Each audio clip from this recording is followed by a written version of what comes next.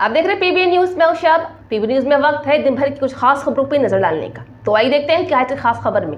Samajwadi party के मुखिया अखिलेश यादव की पत्नी डिंपल यादव ने मंगलवार को मैनपुरी लोकसभा सीट के लिए नामांकन किया। सुबह 11 बजे जिला निर्वाचन कार्यालय में डिंपल यादव ने नामांकन किया, जहां डिंपल के नामांकन में अखिलेश यादव के साथ ही तमाम समाजवादी पार्टी के दिग्गज नेता भी मौजूद रहे।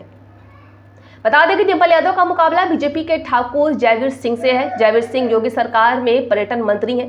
उन्होंने सोमवार को अपना नामांकन किया था, जहां बसपा की तरफ से गुलशन देव शाह के मैदान में है। पीएम मोदी के बिहार दौरे पर राजद नेता तेजस्वी यादव ने कहा है कि हम उम्मीद लगा रखे थे कि प्रधानमंत्री बिहार को विशेष राज्य का दर्जा देने पर बोलेंगे, विशेष पैकेज पर बोलेंगे, लेकिन मोदी जी सिर्फ हमें गाली देंगे। अगर काम किया होता तो जिक्र भी करते। हम लोग तो उम्मीद लगा रखे थे कि बिहार की जनता के बारे में वो कुछ तोहफा देंगे, कुछ बताएंगे कि उन्होंने 10 साल तक बिहार के लिए क्या किया। हम इंतजार कर रहे थे कि प्रधानमंत्री विशेष राज्य के दर्जे के बारे में बोले, विशेष पैकेज के बारे में बोले। क्या उन कामों को ये भूल गए हैं जो इन्होंने वादा किया था? जितने वादे थे सब चीज भूल गए। नवादा वाटसलीगंज जाते हैं, वहां बोले थे पिछली बार चीनी मिल चालू करवाएंगे।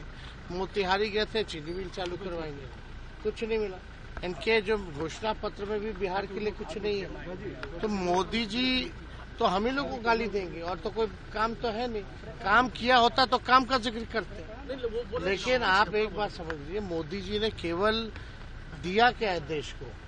बेरोजगारी दिया है, महंगाई दिया है, मोदी जी ने गरीबी दी है और जुमला दिया है। यही 4 चीज मोदी जी ने पूरे देश को दिया है। बिहार में प्रधानमंत्री नरेंद्र मोदी ने कहा है कि घमंडिया अलायंस के पास ना कोई विजन है और ना ही विश्वास है। ये लोग जब वोट मांगते जाते हैं तो वो नीतीश जी के कर्मों पर वोट मांगते हैं। ये लोग क्यों नीतीश जी और केंद्र सरकार के कामों को क्रेडिट खाते हैं? घमंडिया अलायंस के पास न कोई विजन है, न कोई विश्वास है। ये लोग जब वोट मांगने जाते हैं तो भी नीतीश जी के कामों पर वोट मांगते हैं। ये लोग क्यों नीतीश जी के कामों का, केंद्र सरकार के कामों का क्रेडिट खाते हैं, वो पूरा बिहार जानता है। आरजेडी ने भी इतने वर्षों तक बिहार पर राज किया है, लेकिन इनकी हिम्मत नहीं है कि अपनी सरकारों ने क्या काम किए उसकी चर्चा कर ले। बिहार में जंगल राज का सबसे बड़ा चेहरा आरजेडी है। सपा और कांग्रेस के बीच लोकसभा चुनाव में गठबंधन है, लेकिन प्रदेश की 4 सीटों पर हो रहे उपचुनाव में गठबंधन पर असमंजस है। यहाँ सपा ने 3 तो कांग्रेस ने 1 सीट पर उम्मीदवार उतार दिया है। वहीं अखिलेश यादव ने कहा है कि उत्तर प्रदेश की जनता ने भारतीय जनता पार्टी की दिल्ली की सरकार बनाई है। प्रदेश में 2 बार सरकार चलाने का मौका था, कम से कम सरकार को बताना चाहिए कि उपलब्धियां क्या है।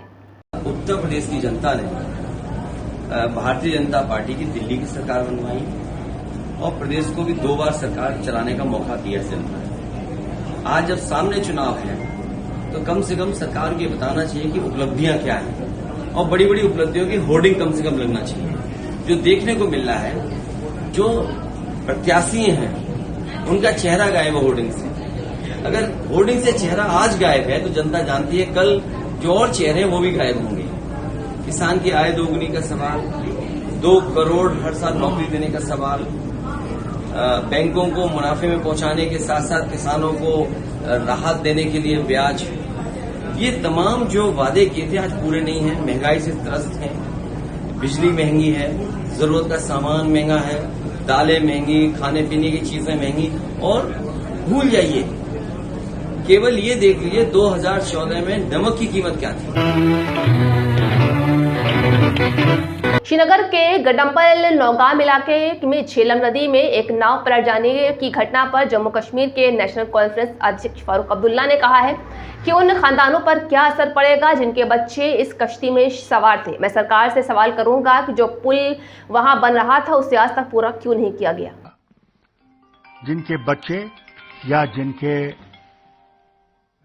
काम करने वाले, अपने नौकरी पर जाने वाले, वो इस किश्ती में सवार थे और आज उनकी मौत हो गई है। पहले तो मैं सरकार से भी एक शिकायत करूंगा, जो पुल वहां बन रहा था उस पुल को आज तक पूरा क्यों नहीं किया गया। उमर साहब के वक्त से यह पुल तामीर हो रहा था और ऐसे ही छोड़ दिया गया है। आज उनको होश आने चाहिए। कितनी जिंदगियां उन्हें खत्म कर दी है। आज तक पता नहीं है अभी तक कि कितने उसमें से लापता हैं, ये भी पता नहीं है। और सरकार आप जरूर दौड़ेगी, भागेगी, फायदा क्या है।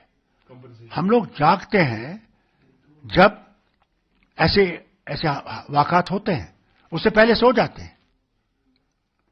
मुझे अफसोस इस बात का भी है कि किश्तीबाज को भी होशियार रहना चाहिए था। पानी इतना ऊपर चढ़ा हुआ है, बहाव इतना तेज है। वो कहते हैं रस्सी टूट गई। देखिए रस्सी का भी हाल क्या है। यानी इस पे इन्वेस्टिगेशन होना चाहिए और सच्चाई से इन्वेस्टिगेशन होना चाहिए। वजह क्या हुई।